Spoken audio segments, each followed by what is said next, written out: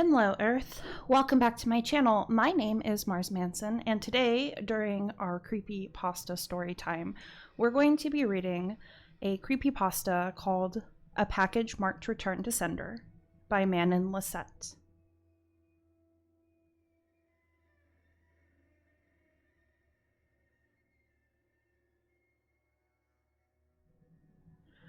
My neighbor is one of those annoying wannabe YouTube personalities. Over the years, I've seen him cough out cinnamon, lie flat on the hood of his car as it slowly creeps down the driveway, and douse himself in lukewarm water, all while screaming, "Epic win, epic fail," or fuck, epic maintenance of the status quo, for all I know.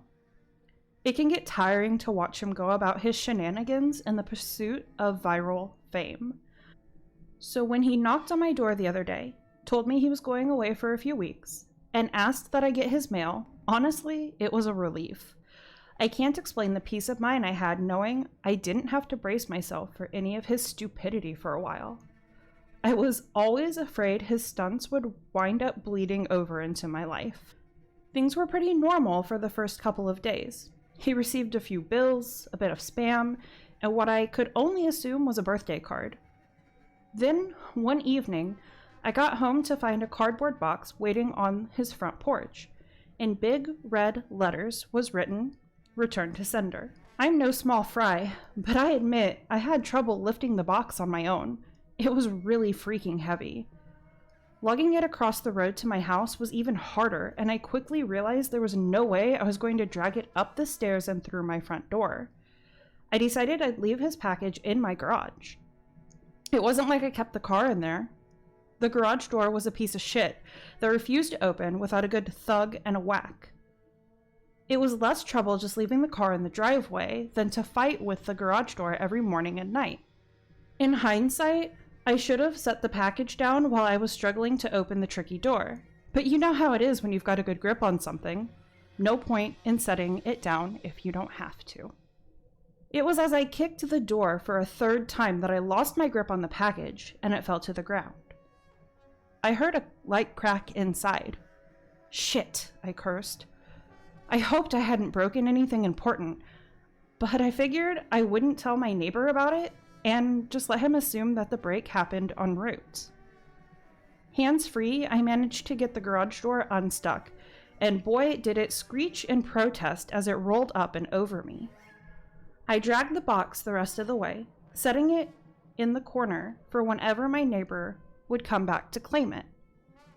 And then I forgot all about it.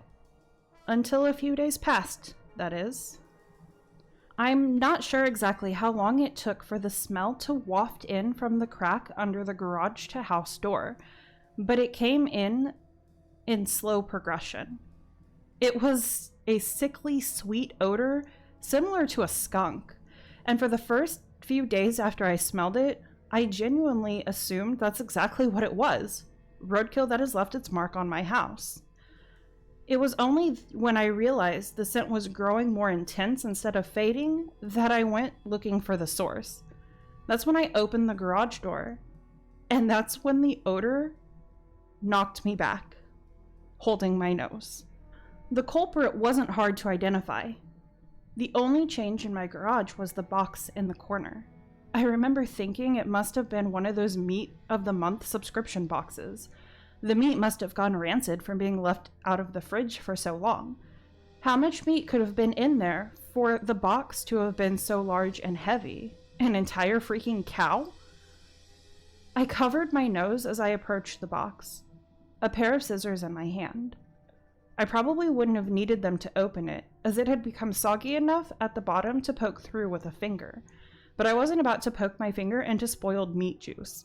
That soggy bottom was the reason I had to open the box in the first place. If I tried to drag it out whole, everything would spill onto the floor. I was going to have to dump the pieces of meat into a garbage bag one at a time and take them down to the dumpster, a process I wasn't looking forward to. My scissors tore through the tape along the top of the cardboard box. I thought the smell couldn't get any worse, but as I flipped the flaps open, I discovered a whole new gamut of stink. It was like opening a burning oven, but instead of a heat wave, I was met with waves of piss, sweat, shit, and putrefaction. It was so bad that I staggered back and had to force down the puke, begging to guzzle out of me. I don't think I could have handled the scent mingling with the horrors coming out of the box. I'm not ashamed to admit I ran to the door for a breath of fresh air, but in the short time I'd spent in the garage, the smell had become so ingrained in the fabric of my clothes that it clung to me like a shadow. Nothing I tried to keep the smell out of my nostrils. Not air fresheners, not a face mask, not 3 showers and a change of clothes. Every second that box lay open in my garage was another second the smell was allowed to foothold into my home. I had to bite the bullet. I returned to the garage, the flaps of the box still open, as though inviting me to look.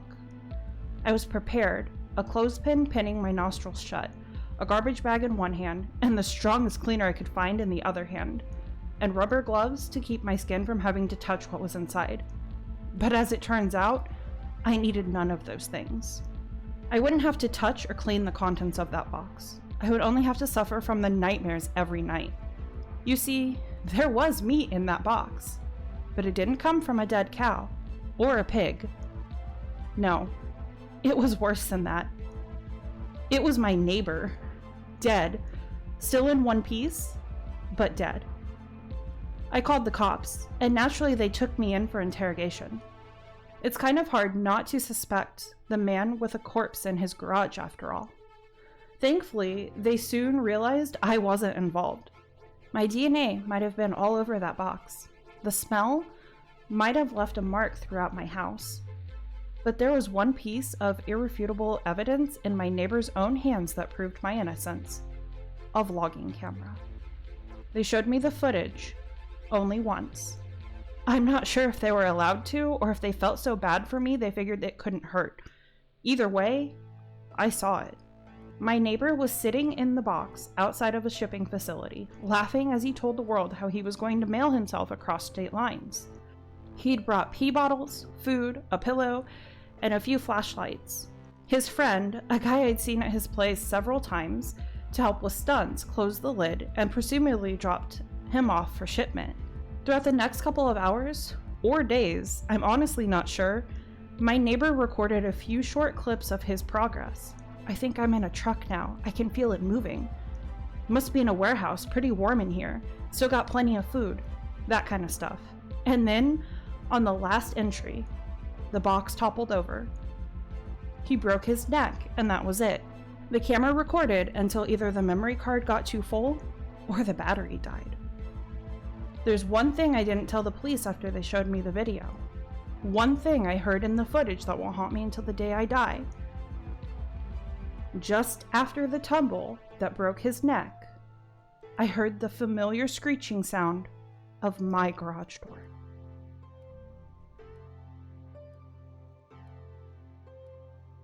I hope that you guys enjoyed that wonderful creepypasta story, A Package Marked Return to Sender by Manon Lisette. If there is a creepypasta story that you would like me to check out, leave a comment down below with a link and I will check it out and potentially read it. I hope that you guys have an amazing day. Thank you so much for spending some time with me. Remember, if you like my content, to subscribe, and I will see you in the next one.